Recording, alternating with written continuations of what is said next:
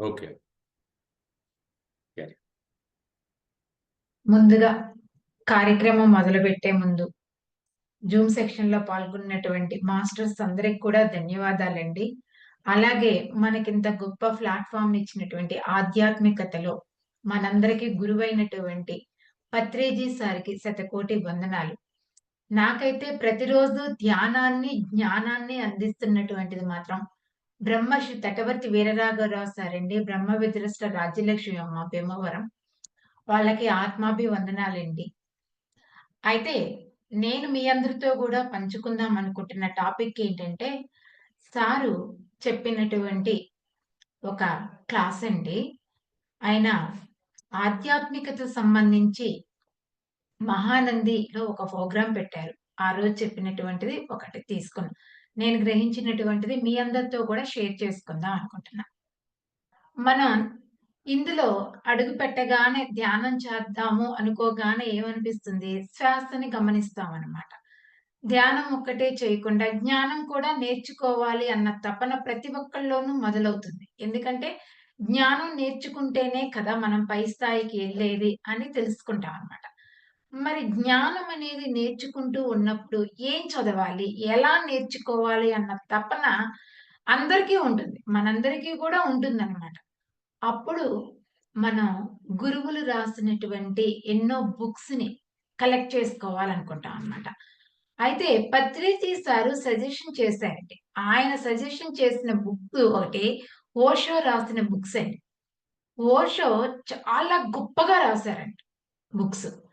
ఆయన పత్రిజీ సారే ఆయన ఓషో చాలా మేధావి, చాలా గొప్పగా రాసారు అని చెప్పారు. అయితే చివర్లో ఒకటి చెప్పారండి. ఏంటంటే 96% ఓషో చెప్పేయన్నీ కరెక్టే.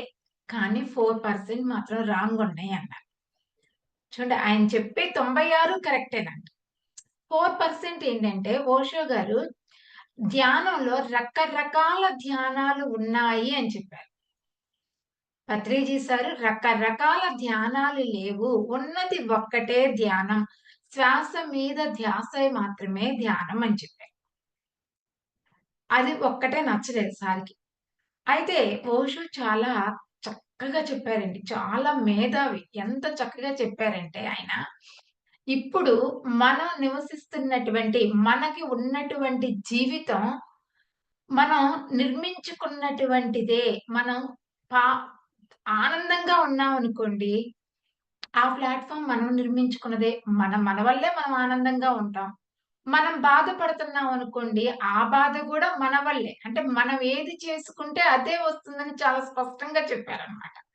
నువ్వు ఆనందంగా ఉండాలన్నా నీదే పూర్తి బాధ్యత. నీవు దుఃఖంలో ఉన్నావన్నా నీదే పూర్తి బాధ్యత. నీ వల్లే నీకు దుఃఖం వస్తుంది అని చెప్పారనమాట. ఓషో చెప్పినటువంటి ప్రతి వాక్యం కూడా ఆలోచించవలసిందే అన్నమాట. అంటే పత్రి గారు సజెషన్ చేసినటువంటియే బుక్స్. కాబట్టి ఆయనయి గూడా మనం చదువుకోవచ్చు. కానీ ధ్యానం మాత్రం ఒకటే ఉంది. రకరకాల ధ్యానం లేదు. శ్వాస మీద ధ్యాస మాత్రమే ధ్యానం అని పత్రిజీ సార్ చెప్పారండి. నవరత్నాల్లో గూడా మొట్టమొదట చెప్పిందదే. సరే మనం ఇది శ్వాస మీద ధ్యాస పెట్టి ధ్యానం చేస్తున్నప్పుడు ఏమవుతుంది? మనకి ఆలోచనలు తగ్గిపోతూ ఉంటాయన్నమాట. ఆలోచనలు తగ్గినప్పుడు సహజంగా మనం వింటున్నటువంటి జ్ఞానం ఇదంతా మన మనసులో స్థితమవుతుంది. చదువుకున్న బుక్స్ కానీ, ఇవి కానీ. ఎవరైనా చూడండి సమస్యలు ప్రతి ఒక్కళ్ళకి ఉంటాయండి. భూమి మీద పుట్టిన ప్రతి మానవుడికి సమస్యలున్నాయి. సమస్యలు లేని మానవుడంటూ లేవు. ప్రతి వాళ్ళకి సమస్యని మనకి 4 రకాలుగా విభజించారండి. సమస్యకి గల వల్ల వచ్చే ఇబ్బందులు. అసలు ఎందుకొచ్చింది? సమస్యకి కారణాలనమాట. ఆ సమస్య రావటానికి కారణాలేమిటనేది తర్వాత పాయింట్. ఉత్పన్నం అవటానికి మూలం ఏంటి అనేది. ఏంటంటే సమస్య. సమస్య వల్ల వచ్చే బాధలు. సమస్యకి కారణాలు. అదసలు ఉత్పన్నం అవటానికి ఆ సమస్య ఉత్పన్నం అవటానికి ఏంటో కారణం తెలుసుకోవాలి.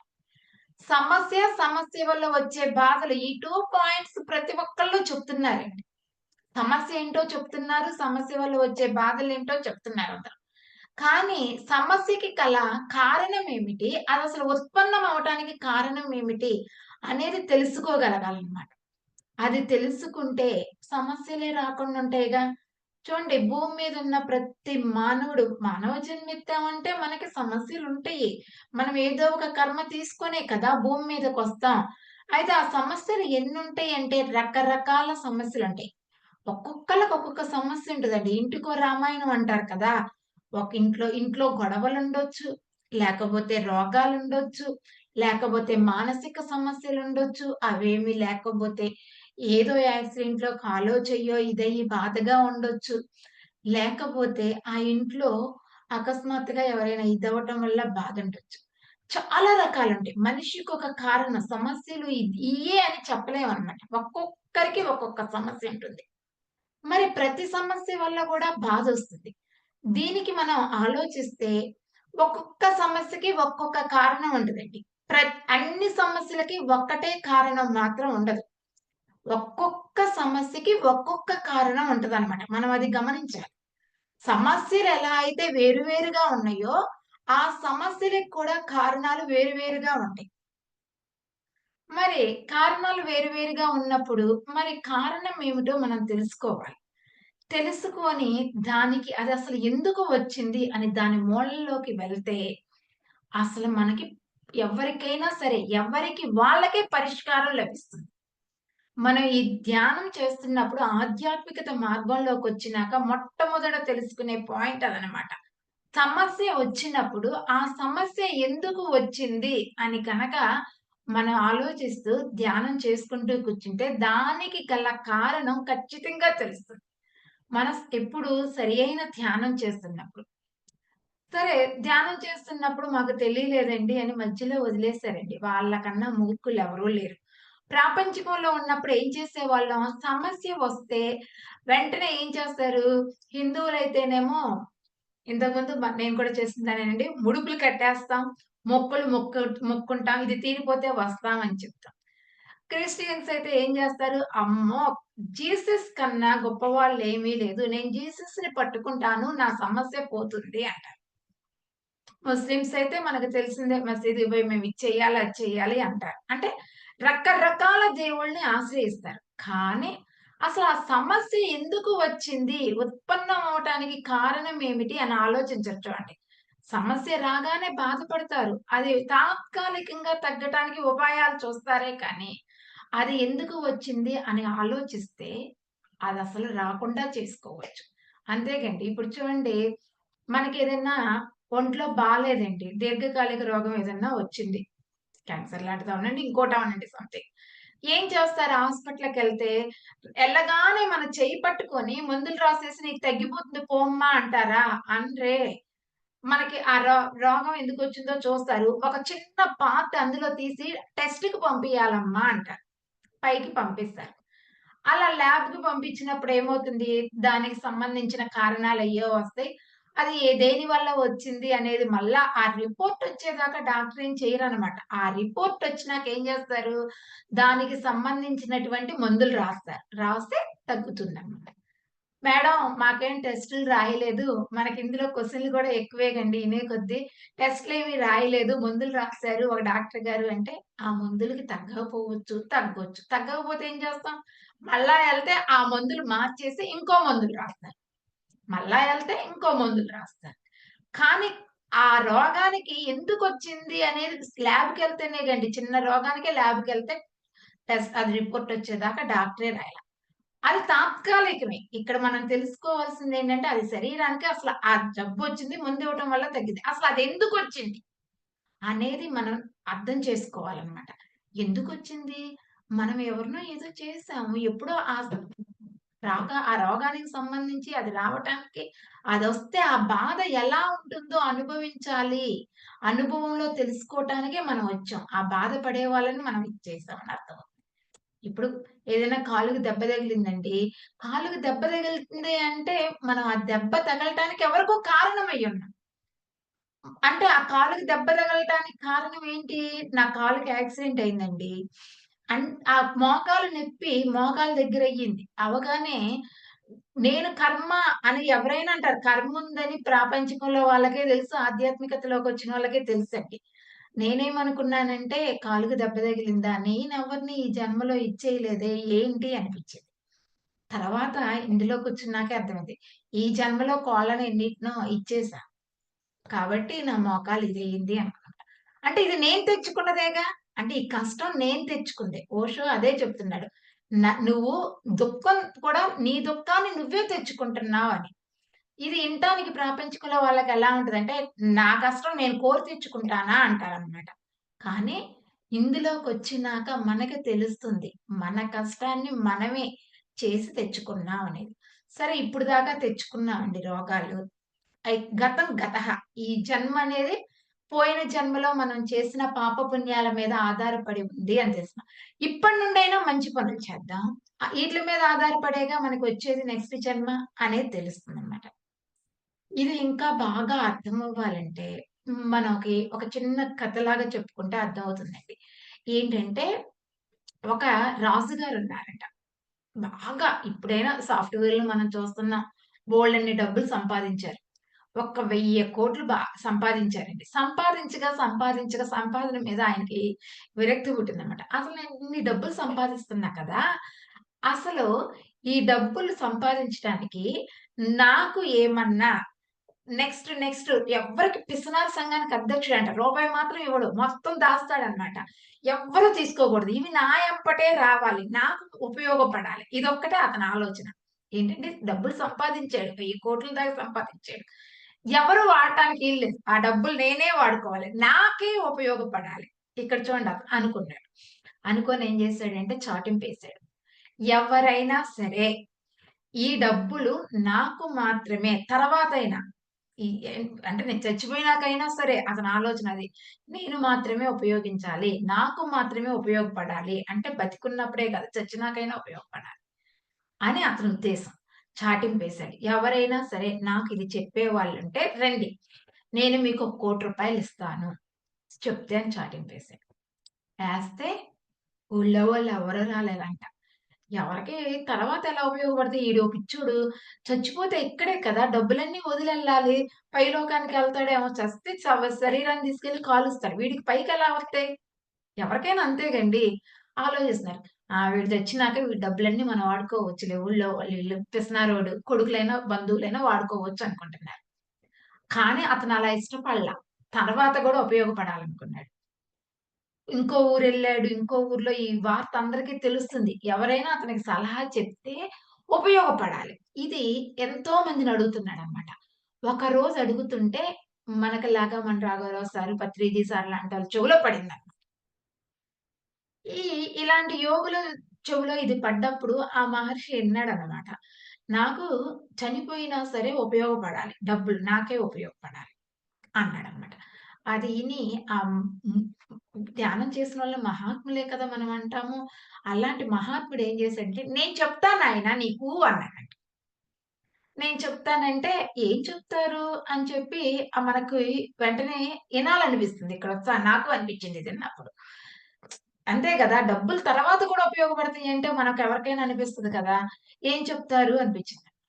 చెప్పండి అనన్నారు. అప్పుడు చెప్పాడు. నాయనా నువ్వు వ్యాపారం చేసి సంపాదిచ్చావా? అంటే అవునండి నేను వ్యాపారం చేసే సంపాదించాను.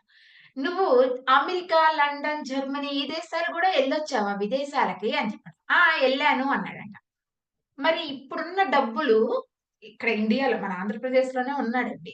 ఈ డబ్బులు అమెరికా ఎళ్ళినప్పుడు ఇవి వాడుకున్నావా నాయనా అన్నారు. అహా! లేదు అక్కడ డాలర్లు అక్కడ మార్చాను అన్నాడు. ఈ డబ్బుల్నే అక్కడికి మార్చారు. లండన్ ఎళ్ళినప్పుడు అక్కడ మార్చారు.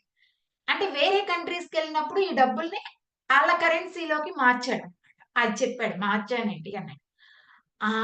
ఆ విధంగానే నాయనా నువ్వు చచ్చిపోయినాక ఈ డబ్బులు ఉపయోగపడాలి అంటే పైలోకంలో నువ్వు ఇక్కడ ఖర్చు పెట్టేది విధానం ఏంటంటే ఈటిలిని మార్చుకోవాలి. ఈ డబ్బుల్ని నువ్వు మార్చుకోవాలి. జ్ఞానానికి, ఆధ్యాత్మిక కార్యక్రమాలకి, పుణ్యానికి ఈటికి మార్చుకుంటే అవి నీ ఎంబటే వస్తాయి. నువ్వది గాకుండా నేను పాపం చేసే వాళ్ళకిస్తానంటే అది కూడా వస్తుంది నాయనా నీ ఎంబట అన్నాడంట. అంతే నోరెళ్ళబెట్టాడన్నమాట. ఏంటి మళ్ళా చెప్పండి అన్నాడు. అర్థం కాలే వెంటనే. ఆయనేం ధ్యానం చేయట్లేదు కదా! మీరు డాలర్‌లుగా అమెరికా ఎళ్ళినప్పుడు ఎలా మార్చుకున్నారో, మీ డబ్బులను మీరు సుఖంగా అనుభవించాలి పైలోకానికెళ్ళినాక అనుకుంటే, ఇక్కడ మీ అకౌంట్‌లో జ్ఞానం అనేది సంపాదించుకుంటే అది పైలోకానికి వస్తుందండి అన్నాడు.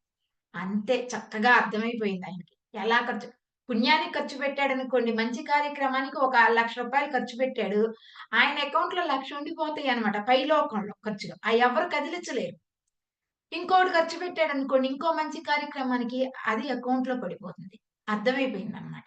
అర్థమయ్యి ధన్యోస్మి మీకు నేను అన్న డబ్బులిస్తానండి ₹1,00,00,000 అని ఆ మహాత్ముడికి ఇవ్వబోతుంటే, మేము ఎవరి దగ్గర ఊరికే తీసుకోము డబ్బులు. నేను మీకు చెప్దామనే వచ్చానండి అన్నాడంట. ఇక ఆ రాజుగారికి అర్థమైంది. నా డబ్బులు సద్వినియోగం అవ్వాలంటే ఇట్లాంటి వాళ్ళు ఉండాల్సిందే అని, నేను సరైన మార్గంలో ఖర్చు పెట్టుకోవటానికి మీ మార్గం నాకు కావాలండి అని ఆయన్ని దగ్గరుంచుకొని ఆ విధంగా ఖర్చు పెట్టేసాడు.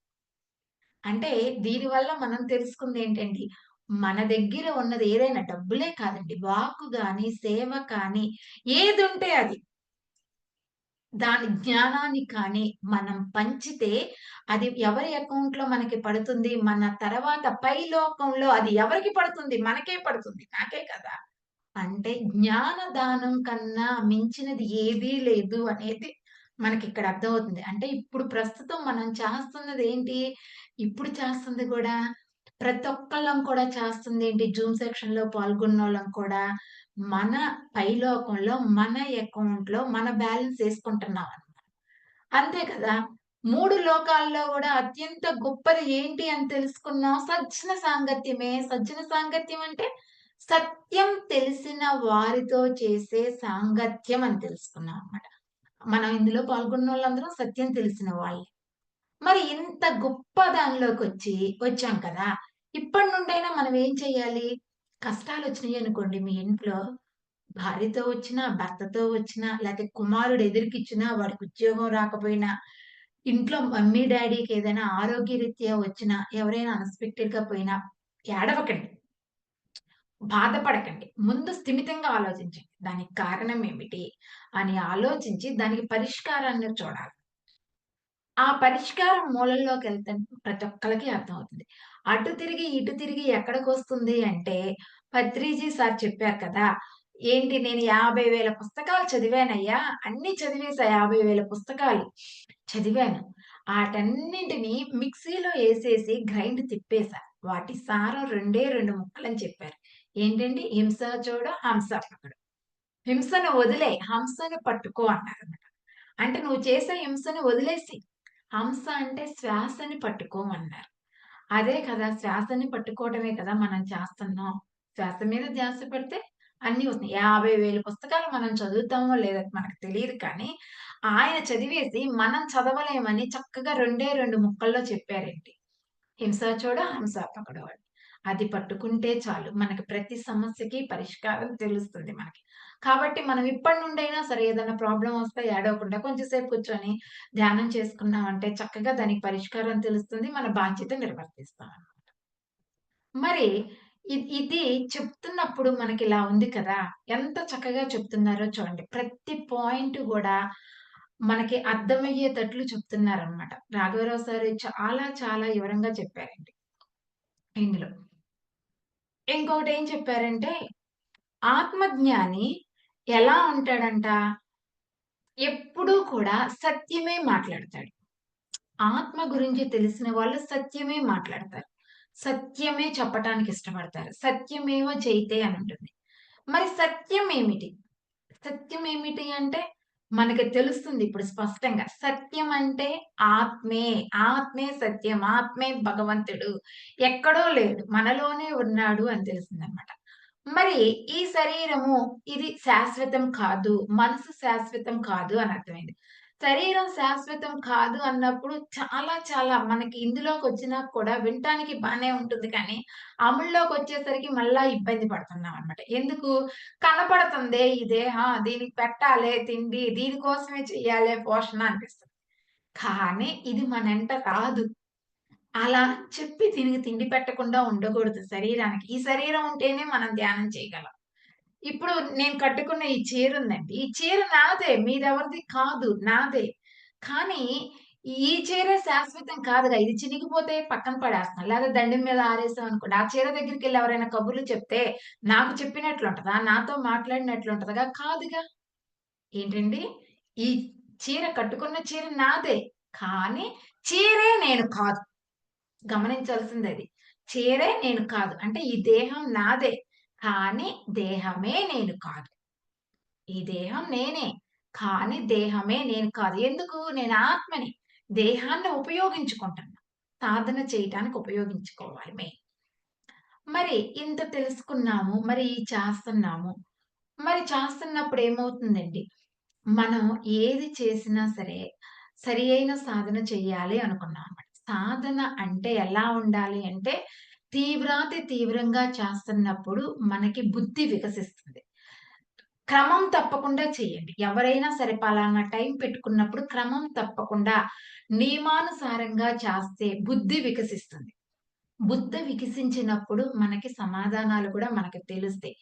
మేడం మేము డైలీ చేస్తున్నాం. మాకు తెలియట్లేదు అంటే గమనించుకోండి. సరి అయిన ఆహారం తీసుకుంటున్నారో లేదో. సాత్వికమైన శాకాహారం తీసుకోవాలి. స్ట్రిక్ట్‌గా పాటించాలండి. చాలా మంది మనం బయటికెళ్ళినప్పుడు తినటానికి కాయగూరలు ఇవే. కానీ మాంసాహారం వండిన పాత్రలో కూడా వండకూడదు. అయితే అయ్యింది. రిలేషన్ దెబ్బతింటే తిన్నది బంధువులతో. కానీ మనం మాత్రం శాకాహారమే తినాలి. వాళ్ళు నొచ్చుకోకుండా మనం కాయగూరలో ఏయో ఫ్రూట్సో లేకపోతే మేము తినొచ్చాము ఏదో ఒకటి చెప్పాలి. కానీ శాకాహారమే తీసుకోవాలి. అప్పుడు మనం బుద్ధి మందగించదు. మనం అలా చేయలేదనుకోండి బుద్ధి మందగిస్తది. మందబుద్ధొచ్చిద్ది. మనకు చెప్పే ఈ జ్ఞానం ఎక్కదు ముందు. అర్థం అవ్వటానికి కూడా టైం పడుతుంది మనకి. కాబట్టి మనం ఎలా ఉండాలి అంటే సాత్వికమైన సాహారం అనేది చాలా స్ట్రిక్ట్‌గా పాటించాల్సిందేనండి. ఇక్కడ ఇప్పుడు ఇంకొక పాయింట్ చెప్తాను చూడండి. చాలా జాగ్రత్తగా వినాలన్నమాట. మనం ఏం చెప్తున్నాం? శ్వాస మీద ధ్యాస మాత్రమే ధ్యానం అని చెప్తున్నాం. రాఘవేంద్రరావు సార్ అయితే దీనిలో రెవల్యూషన్ తీసుకొచ్చారండి. గైడింగ్ మెడిటేషన్ కాదు. ఎందుకు కాదు అనేది ఒక బుక్‌లో స్పష్టంగా చెప్పారు. ఎవ్వరు చదివినా ఎందుకు కాదో అర్థమవుతుంది. ఎందుకంటే అక్కడ మనసు దగ్గరే మాటలు ఇంటూ ఉంటాం కదా! ఆగిపోతాం అన్నమాట. కర్మేంద్రియాలు మనకి 2 ఉన్నాయని అందరికీ తెలుసు. ఏంటి? బాహ్యేంద్రియాలు, అంతరేంద్రియం ఉంది. బాహ్యేంద్రియాలొచ్చేసరికి కర్మేంద్రియాలు 5. ఏంటి? కాళ్ళు, చేతులు, నోరు, మలద్వారము, మూత్రద్వారం. ఎవరికైనా ఈ 5 కంట్రోల్‌లోకొచ్చేస్తాయండి. ఏంటి? కాళ్ళు, ఏళ్ళుల్లో ఏళ్ళు పెట్టుకోండి అంటాం ఫస్ట్. చేతుల్ని కదిలించంగా, కాళ్ళు 2 క్రాస్ చేసుకోండి అంటాం. కాళ్ళు 2 కంట్రోల్‌లోకొస్తాయి. మనం ధ్యానంలో కూర్చున్నప్పుడు మాట్లాడతారండి ఎవరైనా? ఆహా! నోరు మన కంట్రోల్‌లోకొచ్చేస్తుంది. మరి మలద్వారము, మూత్రద్వారం అండి కర్మేంద్రియాలు. 1కి, 2కి కూడా ఎవరు ఎళ్ళరండి ధ్యానంలో కూర్చున్నప్పుడు. గమనించండి. కొత్తోళ్ళైనా ఎళ్ళరు. అంటే ఈ 5 కంట్రోల్‌లోకొచ్చినియి. కర్మేంద్రియాలు. ఈ కర్మ చేస్తాయి కాబట్టి కర్మేంద్రియాలన్నారు. బాహ్యేంద్రియాల్లో ఇంకోటుందండి. జ్ఞానేంద్రియాలు. మనకి చిన్నప్పుడు క్యాలెండర్‌లో యారో మార్క్ పెట్టి మరీ చూపిస్తారు. కళ్ళు, చెవులు, ముక్కు, నాలుక, చర్మం అని. ఈ 5 కూడా కంట్రోల్‌లోకొస్తాయి చాలా మందికి చూడండి. మనం ధ్యానంలో కూర్చోగానే కళ్ళు మూసుకోమని చెప్తాంగా. కళ్ళజోడున్నా తీసేసి కళ్ళు మూసుకోమంటాం. ఇక కళ్ళతో చేసేది కర్మేమి ఉండదు. ముక్కండి. ముక్కు ద్వారా వాసనలు పీల్చరు. శ్వాసని గమనించండి అంటాం కదా! ఆ శ్వాసని గమనించడానికే ప్రయత్నం చేస్తాం. పక్కన తాలింపులేసినా ఏదన్నా వచ్చినా అని ఎవరైనా పిలుత్తారా? పీల్చరు. శ్వాసనే గమనిస్తారు చూడండి. మరి ఇంకొకటుందండి. నాలుక. నోరు మూసుకొని కూర్చున్నప్పుడు మనకి నాలుక టేస్ట్‌లు చూస్తామా ఏంటి? చూడంగా అది కూడా అందరికి కంట్రోల్‌లోకొస్తుందండి. చర్మం. చర్మం ఎలా వస్తుందంటే స్పర్శండి. ధ్యానంలో కూర్చున్నోళ్ళు స్పర్శ తెలీదు. ఎలా చెప్తున్నామంటే మొదట్లో ఈగలోలన, దోమలాలన ఇలా అనుకుంటారేమో గాని కూర్చోగా వాళ్ళకి అది తెలియదు. దోమలు అసలు వాళ్ళ మీద వాలటానికి గూడా ఇచ్చెయ్యవు. ఎందుకంటే ఎగ్జాంపుల్ చూడండి. కదలకుండా కూర్చున్నామనుకోండి, ఏదైనా ఒక పామొచ్చింది. అది ఒక సహజంగా చెట్టుకో ఏదో చుట్టుకుంది. కదలకుండా కూర్చున్నప్పుడు మనిషి మీదకొచ్చి చుట్టుకుందనుకోండి, ఆడు కదలటంలా. కదలకుండా చెట్టులానే కూర్చున్నాడు. చక్కగా చుట్టుకుంటది. వాడికి కదలకుండా స్పర్శ లేకుండా ఉన్నాడు. అదేం చేస్తది? దీన్ని పట్టుకున్నా ఒకటే, చెట్టుని పట్టుకున్నా ఒకటే అని చెప్పి వెళ్ళిపోతది. నేనిది శ్రీశైలంలో చూసానండి. పాలద్వార, పంచద్వార అని ఆధ్యాత్మిక క్లాస్ సార్ పెడితేనే ఎళ్ళామట. అక్కడ జల్లో ఇలా తిరిగినోళ్ళు కూర్చొనే ఉన్నారనమాట. అక్కడ ఎళ్తుంది. ఆడెళ్తుంది గబుక్కున అక్కడికొచ్చిందనమాట. మనకు చూసేవాళ్ళు దూరంగా ఉండేవాళ్ళం ఉలిక్కి పడ్డామనమాట. కానీ అది ఆయన్నేం చేయలా. చక్కగా అలా తిరిగింది. దాని దోవన అది పోయింది. అదెందుకు పోయింది అనేది నాకిప్పుడు అర్థమైందండి. స్పర్శ తెలియదు కదా! స్పర్శని కోల్పోతారాళ్ళు. అంటే అసలు వాళ్ళ శ్వాసంతా ధ్యానంలో ఉంటే అసలు ఆలోచన రహిత స్థితికెళ్తుంది. వాళ్ళకి విశ్వశక్తొస్తుంది. వాళ్ళ బాడీ వాళ్ళ దగ్గరేమి ఉన్నట్లు ఆళ్ళకి తెలీదనమాట. మనకు కూడా తెలుస్తుంది ఆ స్థితి. మనం కూర్చున్నప్పుడు మన మొత్తం కోల్పోయి శూన్య స్థితికెళ్తున్నాం. ఇప్పుడిప్పుడు తెలుస్తుంది. అంటే స్పర్శ తెలీదు. ఇంకొకటుందండి చెవులు. వినటం అనేది కూడా చూడండి ఇప్పుడు క్లాస్ ఇంటున్నారు. క్లాస్ ఇంటున్నప్పుడు నా మాటల మీదే మీకు ధ్యాసుంది కానీ, పక్కన వాళ్ళు ఎవరైనా సౌండ్ చేస్తున్నా, ఎవరైనా సంగీతాలు పెడుతున్నా ఇంటారా? వినరు. ఆటోమేటిక్‌గా అటు తగ్గిచ్చేస్తారు. అంటే చెవులు కంట్రోల్‌లోకొచ్చేస్తాయి. కానీ ధ్యానం చేస్తున్నప్పుడు ఈ మాటలు కూడా ఇనకూడదు. అంటే చెవులు కూడా పని చేయకూడదు. అన్ని కర్మేంద్రియాలు కంట్రోల్‌లోకి రావాలి కదా! అంటే చెవులు పని చేయకూడదంటే ఏం చేయాలండి? అందుకే మనం గైడింగు, మ్యూజిక్కు వినకూడదంటారు. శ్వాసని గమనించాలి. ఆటోమేటిక్‌గా అప్పుడు చెవులు మన కంట్రోల్‌లోకొచ్చేస్తాయన్నమాట. అంటే ఇయన్నీ కంట్రోల్‌లోకొచ్చినియంటే ఇయన్నీ ఎవరి ఆధీనంలో ఉన్నాయి? మనసుందండి ఇంకొక అంతరేదిరి. శరీరం లోపల మనకి మనసుంది. ఆ మనసు గూడా మన కంట్రోల్‌లోకి రావాలి. మరి మనసు రావాలి అంటే మనమేం చేయాలి?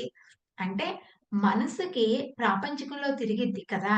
మనం ఈ పని చెయ్యొద్దంటే నేను ఆ పనే చేస్తానంటది. కోతికి అది చెయ్యొద్దు కొబ్బరి చెప్పు ఇచ్చామంటే అది తింటదా? అటు ఇటు ఏసిద్దనమాట. మరి దాన్నెలా కంట్రోల్‌లోకి తేవాలంటే అది కొంచెం కష్టమేనండి. కానీ ప్రయత్నం మీద ఏదైనా చెయ్యొచ్చు. ఎలా? మనం మొదటి రోజు కూర్చున్నామండి. కళ్ళు మూయగానే మొదటి రోజు కాదు ఇప్పుడు కూర్చున్నా వస్తాయి. కళ్ళు మూయగానే ఒక ఆలోచనొస్తుంది ఆఫీస్‌లోదో లేతే ఇంట్లోదో ఏదో ఒకటి. కట్ చేసేయండి. అప్పుడు ఆ ఆలోచన పోతుంది. అప్పుడు తగ్గిపోద్దా? ఇంకో ఆలోచనొచ్చిద్ది. మళ్ళా కట్ చేస్తాం. అలా కట్ చేయగా శ్వాసని గమనించలేమనమాట. అప్పుడు శ్వాసని గమనించలేనప్పుడు చూడండి మనసు శ్వాసని కూడా గమనించలేని స్థితొచ్చినప్పుడు ఆలోచన రహిత స్థితి వస్తది. మేడం ఇది మాటలు చెప్పటానికి మీరు బానే చెప్తున్నారు. మాకెలా అర్థమవుతుందంటే ఇది ఎవరికైనా అర్థమవుద్ది చూడండి. మనం 4 అంతస్తులు ఎక్కామండి. లేకపోతే స్టేషన్‌లకెళ్ళినప్పుడు రైల్వే స్టేషన్‌కి మేము ప్లాట్‌ఫార్మ్‌లో అటు ఇటు మారుతాం కదా! ఆయాసం వస్తది. అప్పుడు ఒకసారి కూర్చుంటే మా శ్వాస మాకిక్కడికి తగిలిద్ది. ఎవరికైనా తగిలిద్ది. ఆయాసం ఎవరి మీదన్నా అరిసిరండి లేకపోతే పక్కన గట్టిగా అరిసొత్తారు చూసారా? వాళ్ళు ఆయాస పడతారు. కూర్చున్నప్పుడు అలా శ్వాస ఇక్కడ వరకు తగిలిద్ది. వాళ్ళు రుబ్బుతుంటారు కదా! అది ఇక్కడ వరకొచ్చిద్ది. కొంచెం స్థిమితంగా కూర్చోగానే ఇంకొంచెం ఇక్కడికొస్తది. ఇంకొంచెం స్థిమితంగా కూర్చుంటే గెడ్డం వరకొచ్చేస్తదండి. ఇంకొంచెం ఇక్కడ వరకొస్తది. ఇంకొంచెం స్థిమితంగా వాళ్ళు అలానే కూర్చుంటే శ్వాస ఇక్కడికొచ్చిద్దండి. తర్వాత ఇక్కడ బొట్టు పెట్టుకునే స్థానంలో స్థితమైపోద్ది. అసలు వాళ్ళు పూర్తిగా శాంతంగా మారిపోతారు. శ్వాసని గూడా గమనించండి. అది ఆలోచన రహిత స్థితిని ధ్యానం అంటారండి. శ్వాసను గమనించడం ధ్యానం కాదు. ఇది మెయిన్ మనం గుర్తుపెట్టుకోవాల్సింది. ఆలోచన రహిత స్థితి ధ్యానం అంటారు. దానికి ఉపయోగపడేది శ్వాస మీద ధ్యాస మాత్రమే. ఒక స్వామీజీ చెప్పారంట. శ్వాస మీద ధ్యాస అంటున్నారు. శ్వాస మీద ధ్యాస పెట్టటం అనేది మనసు గమనిస్తుందిగా నిజమే కదా! మనసు మనం కళ్ళు మూయగానే శ్వాస మీద ధ్యాస అనటం వల్ల మనసు దేన్ని గమనిస్తుంది? శ్వాసను గమనిస్తుంది. వచ్చే శ్వాసని వదిలే దానిని గమనిస్తుంది. గమనించగా మనసేం చేస్తుంది? ఆ శ్వాసని గమనించలేని స్థితి రావాలి. అప్పుడు ధ్యాన స్థితండి. ఇప్పుడు అర్థమైందండి. శ్వాసని గమనించటం గూడా ధ్యాన స్థితి కాదు. అది ధ్యానం స్థితి రావటానికి మార్గం మాత్రమే. ఆలోచన రహిత స్థితి వస్తుందనమాట. అంటే శ్వాసని గూడా గమనించలేని స్థితొస్తుంది. అది ధ్యాన స్థితి. ఇక్కడ మనం 2 పాయింట్లు చెప్పుకోవచ్చండి. క్వాలిటీ ధ్యానం, క్వాంటిటీ ధ్యానం. మనం వినుంటాం. క్వాంటిటీ ధ్యానం, క్వాలిటీ ధ్యానం. క్వాంటిటీ ధ్యానం అంటే ఏంటంటే ఎక్కువ కనపడటం. ఇప్పుడు 10 నిమిషాలు ఒక గంట ధ్యానం చేశామనుకోండి. గంట కూర్చున్నాం. ఏమంటాం? అబ్బా! నేను గంట ధ్యానం చేసేసాం అంటాం. కానీ ధ్యాన స్థితి ఎంత వచ్చింది అనేది లెక్క. ధ్యాన స్థితి 5 నిమిషాలే వచ్చిందనుకోండి. అంటే నువ్వు గంటలో 55 నిమిషాలు ధ్యానం చేసావు. కానీ నీకు ధ్యాన స్థితి 5 నిమిషాలే వచ్చింది. అంటే క్వాంటిటీ ఎక్కువుంది. 55 నిమిషాలుంది. కానీ క్వాలిటీ 5 నిమిషాలే ఉంది. ఒకవేళ మనం చేయగా ఇప్పుడు ఒక 10 నిమిషాలు ధ్యానం చేశాంగండి. 10 నిమిషాల్లో నువ్వు 2 నిమిషాల్లోనే ధ్యాన స్థితిలోకెళ్ళిపోయావనుకోండి. 8 నిమిషాలు నీకు ధ్యాన స్థితి వచ్చినట్లే. నువ్వు ఆ గంట చేసిన దానికన్నా ఈ 8 నిమిషాలు నీకు ధ్యాన స్థితి వస్తే ఎక్కువేనండి. ఒకవేళ నువ్వు అంటే క్వాంటిటీ ఎక్కువుంది. 55 నిమిషాలు గంటలో కూర్చున్నావు. కానీ నీకొచ్చిన ధ్యాన స్థితి ఎంత? 5 నిమిషాలే. మరి క్వాలిటీ అంటే ఏంటి మేడం అంటే, గంట ధ్యానం చేశారండి. కానీ నువ్వు 55 నిమిషాలు ధ్యాన స్థితిలో ఉన్నావన్నమాట. 5 నిమిషాలే ధ్యానంలో ఉన్నావు.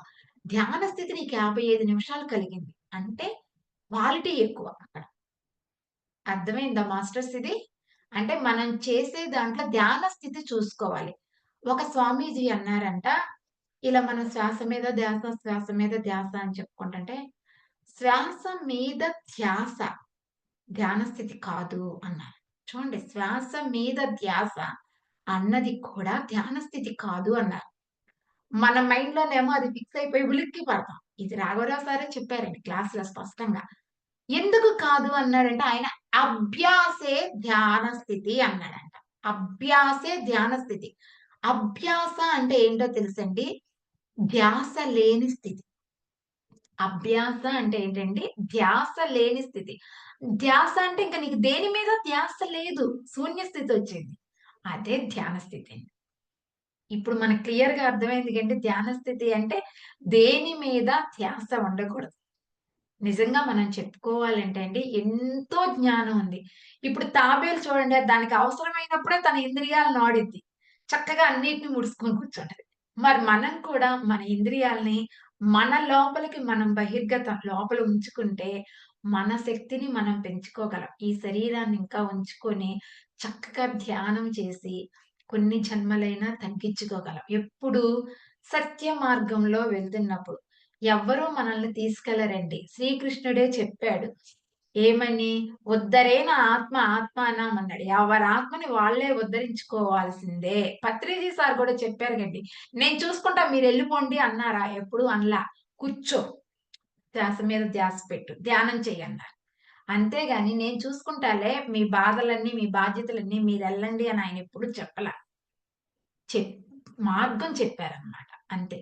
చాలా మంది కష్టాలొచ్చినప్పుడు ఏం చేస్తున్నారంటే, ఇలా మార్గం ఆలోచించకుండా, ఎందుకొచ్చిందని ఆలోచించకుండా, ఎక్కువ ప్రాపంచికంలో చూస్తే ఏ స్వామీజీలనో, ఏ గురువుల కాళ్ళ మీద ఎళ్ళిపోయి కాళ్ళ మీద పడిపోతున్నారు. వాళ్ళేం చేస్తున్నారు, హంగు ఆర్భాటాలెక్కువ.